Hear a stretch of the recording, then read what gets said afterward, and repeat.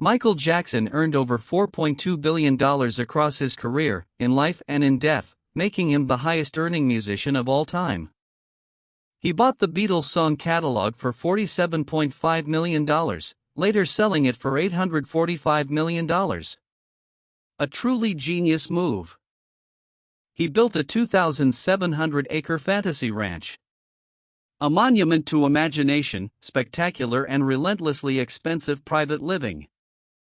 He once spent $5 million in an antique store in under a minute, a stark contrast to his childhood poverty.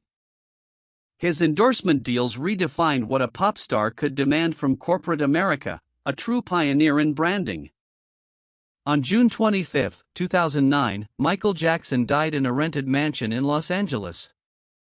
He was 50 years old. He left behind debts exceeding $500 million across dozens of creditors. A shocking figure for a superstar. This $500 million debt belonged to a man who was one of the highest-paid entertainers on the planet. During his lifetime, Michael Jackson earned an estimated $500 million from music sales, tours, and endorsements. But that figure only tells part of the story.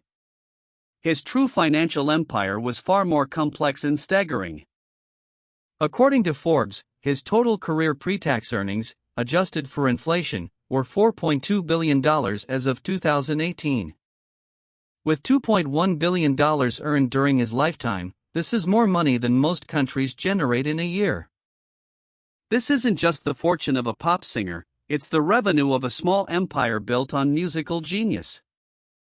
Michael began performing professionally before he was 6. His father, Joseph, drilled relentless discipline into his sons. The Jackson 5 became polished, tight, and electrifying, with young Michael as their undeniable star. The real explosion came in 1982 when Michael released Thriller, the best-selling album of all time. With over 66 million copies sold worldwide, Thriller reshaped the music industry and cultural landscape. 7 of its 9 tracks were released as singles, and every one of them charted. A phenomenal achievement. Accompanying music videos like Thriller and Billie Jean forced MTV to play black artists in regular rotation. Overnight, Michael Jackson became the most bankable name in entertainment, a global icon with immense power. From 1985 until 1995, Jackson earned between $50 million and $100 million a year, a CEO-level income. His concert tours, like the Bad World Tour and Dangerous World Tour, were global events selling out stadiums.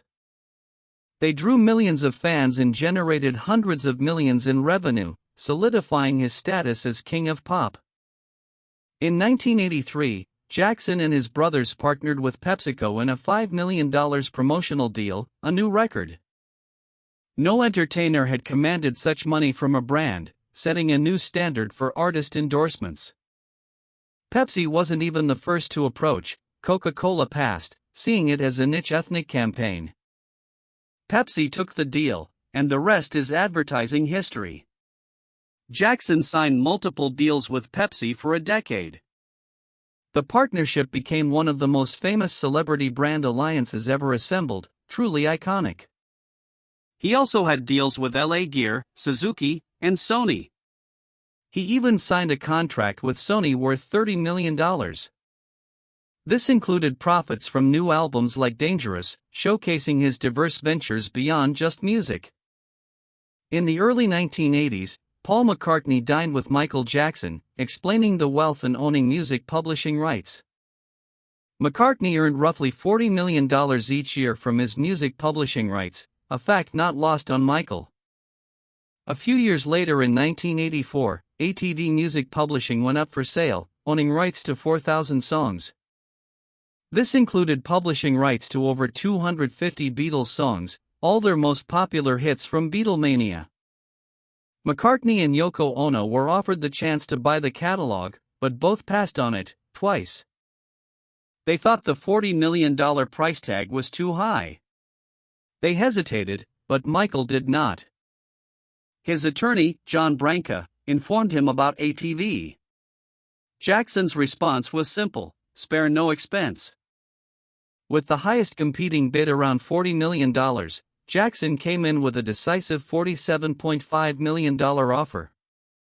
The deal closed in 1985. With that single transaction, Michael Jackson owned the publishing rights to the Beatles' music. This move stunned the music industry. A 25-year-old pop star had just outbid a Beatle to own Beatles music. In 1987, Jackson sparked controversy by licensing the Beatles' Revolution to Nike for $500,000.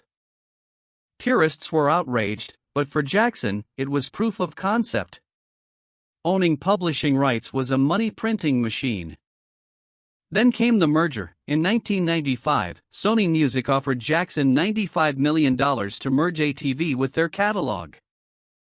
This formed a new 50-50 joint-owned publishing powerhouse, a masterclass in leveraged deal-making. Not only did Michael instantly earn back nearly double his investment, he owned half of something far bigger.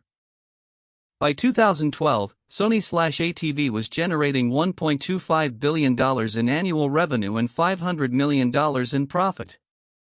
This made it one of the most lucrative publishing companies globally, a testament to his business acumen. So, how did a man controlling billions end up buried under $500 million in debt? The answer is deceptively simple: he spent money the way he made music, with no limits or restraint. His most extravagant and notorious purchase was Neverland Ranch, a 2,700-acre fantasy ranch in California. Michael purchased the ranch in 1988 for just under $20 million from entrepreneur William Bone. He spent a reported $35 million renovating the property into his own private amusement park. Neverland featured a Ferris wheel, carousel, zipper, octopus, pirate ship, and wave swinger. It also boasted a super slide, roller coaster, bumper cars, and an amusement arcade. There was a private zoo, a train station named after his mother, and a working railway with a replica locomotive. The main house was a massive 12,000-square-foot home with 6 bedrooms and 7 bathrooms, lavish throughout. There were 3 guest houses, a 4-acre lake with a waterfall, a pool house, and a tennis court. A 5,500-square-foot movie theater and stage completed this private kingdom where normal rules did not apply. Events like Elizabeth Taylor's wedding and Oprah Winfrey's live interview took place at Neverland, attracting global attention. The cost of maintaining this fantasy was staggering, requiring millions annually for staff, energy, and maintenance. Every ride, animal, and acre of landscaping needed year-round attention. It was a private theme park operating as a residence. Beyond Neverland, Michael's personal spending was colossal, confirmed by public accountant William Ackerman in court. He spent money on charitable donations, gifts, art, furniture, travel, and especially large amounts on jewelry. He owned at least 4 personal limousines, including a 1999 Rolls-Royce Silver Seraph, customized with gold. Another Rolls-Royce housed a full-service bar. He purchased a Bruce Lee statue, antiques, paintings, and collectibles. This voracious spending startled even those managing his affairs. It became a coping mechanism, numbing pain with purchases. In 2002, his $130 million in liquid assets looked pathetic compared to $415 million in debt. To fund his lavish lifestyle, Michael took a $380 million loan from Bank of America, using his Sony/ATV stake as collateral. The interest alone ran into tens of millions each year. This debt was accumulating at an alarming rate. By 2009, Michael was running out of runway. The debts were closing in, and creditors were circling. In March 2009, amid financial and health speculation, Jackson announced a comeback series of 50 concerts in London. This visit at a press conference saw ferocious demand, with tickets selling out almost immediately. But there was a fragility beneath the spectacle. Michael, 50, was physically diminished from years of health issues.